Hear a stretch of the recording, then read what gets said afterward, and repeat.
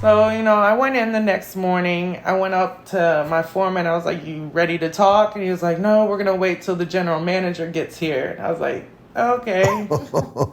So then did you get a job and start working? I worked all the way up till noon that day. I was in the middle of a job when they pulled me off and took me into the GM's office and sat me down, and she just slid the letter of termination over to me and said, "We are letting you go. You've been terminated. This isn't up for discussion." And I had kind of already prepped for the worst. I didn't think that was going to happen. I thought more or less I would get written up, maybe a slap on the hand, because I really didn't feel like the post was negative. It was just me speaking to my friends. So the funny part about this, when I get overwhelmed or frustrated or something like this happens, I usually immediately just tear up, because that's just who I am. I don't hold my tears back. But I did not cry. I just got up and left and didn't even fight it. I was like, if somebody wants to go on my Facebook page and go through it and pick something out and go through the, process of firing me, they want me gone that bad, I don't want to stay where I'm not wanted. So I remember leaving. They walked me out. I actually went with my foreman and told him everything that I had done on this vehicle that they stopped me in the middle of working on. I had about 5 other repair orders that I told them exactly what I had worked on and what I'd done. Didn't have any problem with them. I'm leaving. That's fine. Whatever. I left. I remember going to my parents' house to tell them, "Hey, I lost my job. Kind of sucks." And then I went home. And I sat down for about 20 minutes before it could really just sink in. I was like, I have all these Ford certifications and I haven't used any of them.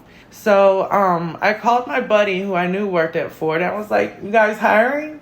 He was like, yeah, come on down. And I told him, I was like, I'm certified. I went through Ford Fact. I just never really used it outside of Quick Lane because that's what I was working on when I was going through school.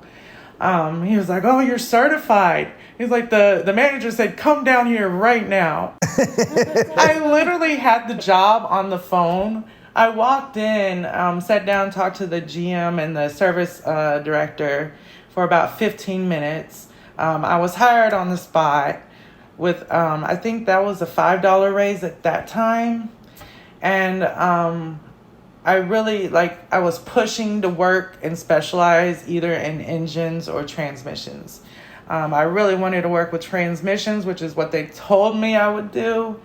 So I started working at this new dealership, and it's probably the worst dealership I've ever worked at in my life. It was completely unorganized, unproductive.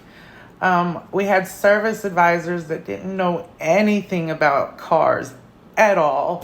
They didn't know they came from the detail shop, if that helps anything. And let's see, it was the worst experience of my life. So I made one more phone call, and I called the service manager where I'm at now, where I used to take my car because I have a Mustang. So it was under warranty, and I would always take it to this dealership. And I told him, I was like, "I'm at this dealership. I feel like I'm in hell. Get me out of here." And he was like, "Come on over."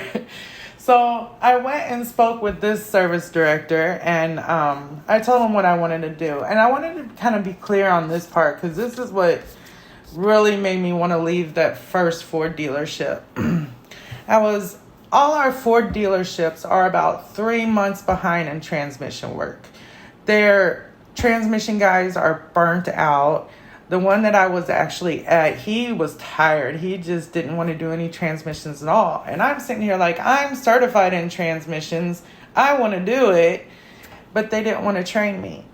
And I remember speaking to the owner, and I was like, I really want to do transmissions, put me in over here. And he told me he did not want to pay for the training, which to me is the biggest mistake you could tell a tech at a dealership, He's like, you're unwilling to put money up front now to train a tech so you can make double the money down the road with 2 techs working on transmissions. I mean, you're literally turning away It's like customers right now. 100 times the money. I couldn't believe he said that, because they had gotten so far behind at that dealership that if you did not buy your vehicle from that dealership, they weren't even going to see you. So it was it was just, when he said that to me, I was like, I have got to get out of here, because they're unwilling to, you know, make room to make more money.